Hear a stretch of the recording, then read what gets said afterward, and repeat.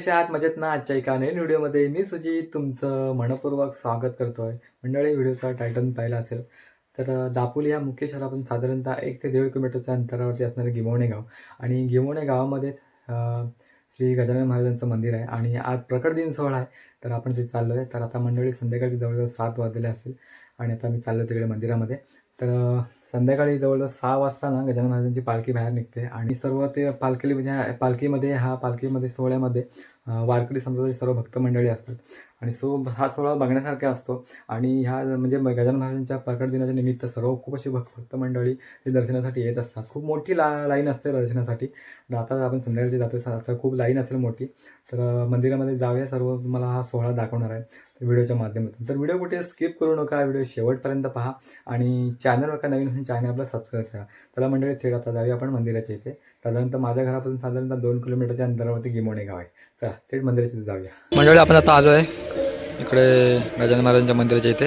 इकडे गजानन महाराजांचं वरती मंदिर आहे. इकडे मेन रोडच्या साईडलाच बरोबर इकडे प्रवेशद्वार आहे. आता लाईन कमी आहे तर आपण आता लाईनमध्ये जाऊया. हळूहळू लाईन वाढेल आता दर्शनासाठी.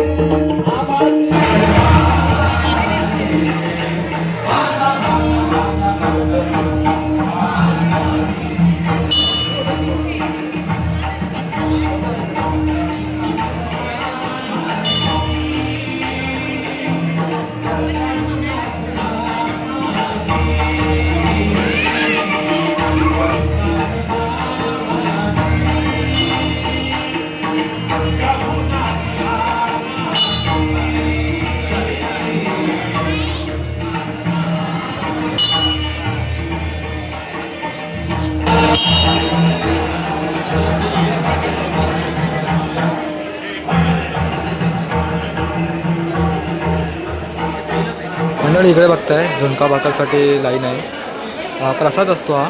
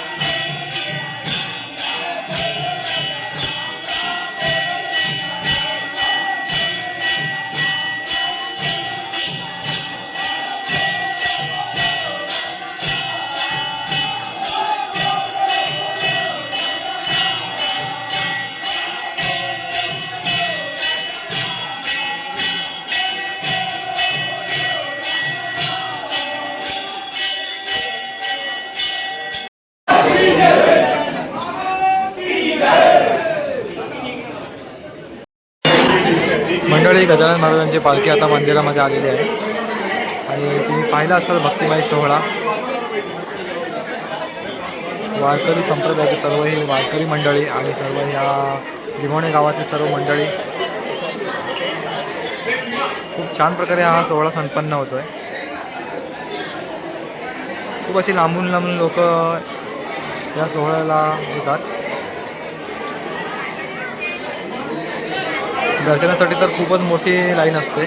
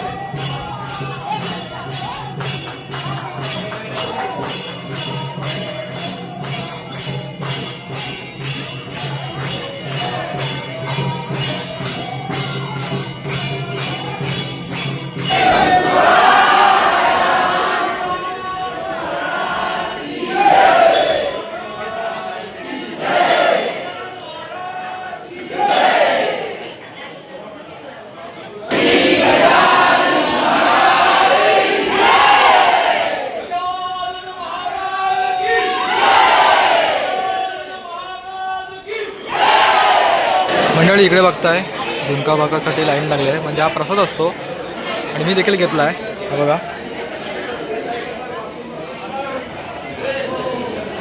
तर मग मंडळी व्हिडिओ देखील इथंच थांबवत आहे. या व्हिडिओमध्ये तुम्ही पाहिलात आपण गेलो होतो की दापोली तालुक्यातील गिमोणे गावातील श्री गजानन महाराजांच्या मंदिरामध्ये. आणि आजचा हा प्रकट दिन सोहळा आधी संध्याकाळी मी गेलो होतो. जवळजवळ 7 वाजता इथून निघालो होतो घरातून. आणि गेलो तेव्हा लाईन कमी होती. नंतर लाईन वाढली. ते आधी मेन रोडपर्यंत आली. आणि त्यानंतर पालखी आल्याच्यानंतर जिथे सर्व भाविक लोक म्हणजे भक्त मंडळी, ग्रामस्थ मंडळी किंवा आणि त्या वारकरी संप्रदायातील सर्व मंडळी खूप छान प्रकारे सर्व हा सोहळा पार पडला. तुम्ही व्हिडिओच्या माध्यमातून दाखवण्याचा छोटासा प्रयत्न केला आहे. आय होप तुम्हाला आजचा व्हिडिओ आवडला असेल. व्हिडिओ आवडला असेल व्हिडिओला लाईक करा, शेअर करा.